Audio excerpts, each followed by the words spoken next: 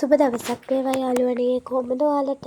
මගේ වීඩියෝ නරඹා දැනුම එකතු කරගන්න කැමති ඔයාලා වෙනුවෙන්ම අදත් මම අරගෙන ආවේ වටිනා මාතෘකාවක්. ඒ තමයි වික්ටෝරියා රන්දෙනිගල රන්ටැවේ වනාශ්‍රිත අභය භූමි ගැන. වැඩි කතාවක් නැතුව අපි යමු වීඩියෝ එකට. මෙය මධ්‍යම පළාතේ මහවැලිගඟ ආශ්‍රිතව පිහිටා ඇති ශ්‍රී ලංකාවේ වැදගත්ම වනජීවී සංරක්ෂණ ප්‍රදේශවලින් එකකි. මෙම අභය භූමිය නම් කර ඇත්තේ එහි පිහිටා ඇති ප්‍රධාන ජලාශ තුන වන වික්ටෝරියා, රන්දෙනිගල සහ රන්ටැබේ ජලාශ මූලික කරගෙනය. ශ්‍රී ලංකාවේ ප්‍රමාණයෙන් විශාලම අභය භූමිය මෙය. හෙක්ටයාර් 42,090ක් පමණ වන මෙම භූමි ප්‍රදේශය මීටර් 700ක් 1,800ක් දක්වා පැතිරුණු අතර වාර්ෂික වර්ෂාපතනය මිලිමීටර් 2,000 ඉක්මවයි. වික්ටෝරියා, රන්ටැබේ, රන්දෙනිගල යන මහා ජලාශ පිහිටා ඇත්තේ මෙම භූමිය තුළය.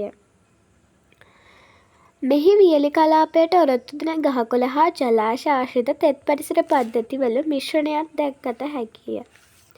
ඇල මාර්ග පද්ධතියක් මගින් වැව් හා ජලාශ රැසකට සම්බන්ධ වී ඇති බැවින් උභයජීවීන් මෙම කලාපයේ වාසය කරති.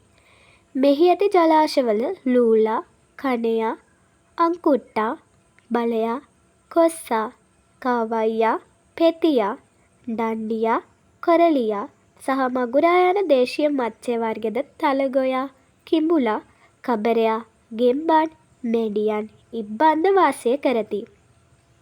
සමනල්ලුන් කෘමීන් පනුවන්ද ගැවසේ.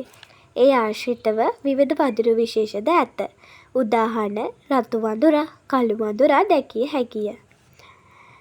මෙහි වියලි විශ්ව සදාහරිත වනාන්තර ගංගා ආශ්‍රිත ශාක ප්‍රජාවන්ගෙන් සමන්විත වේ.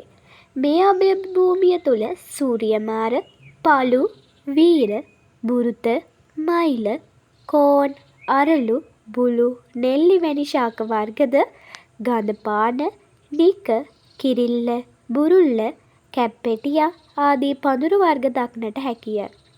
රාජාලියන්, උකුස්සන් වැනි පක්ෂීන්ද, වලි කුකුලන්, හබන් කුකුලන් ඇතු වෙනත් සාමාන්‍ය ගිරවා, මයිනා වැනි දේශීය පක්ෂීන්ද සංක්‍රමික පක්ෂීන් වන ආවිච්චියා, සුදුරෙදි හොරා, සිවුරු හොරා සහ වැහිලීනියන්ද විටින් විට මෙහි පැමිණේ.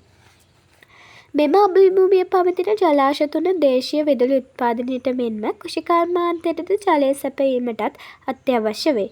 මෙම ජලාශ වන සතුන්ට ජලය සපයන ප්‍රධාන මූලාශ්‍ර ලෙසද ක්‍රියා කරයි. නැවත අලුත් වීඩියෝකින් අපි හමුවෙමු. ඔයාලා තාම මාව සබ්ස්ක්‍රයිබ් කරලා නැත්නම් මාව සබ්ස්ක්‍රයිබ් කරන්න අමතක කරන්න එපා.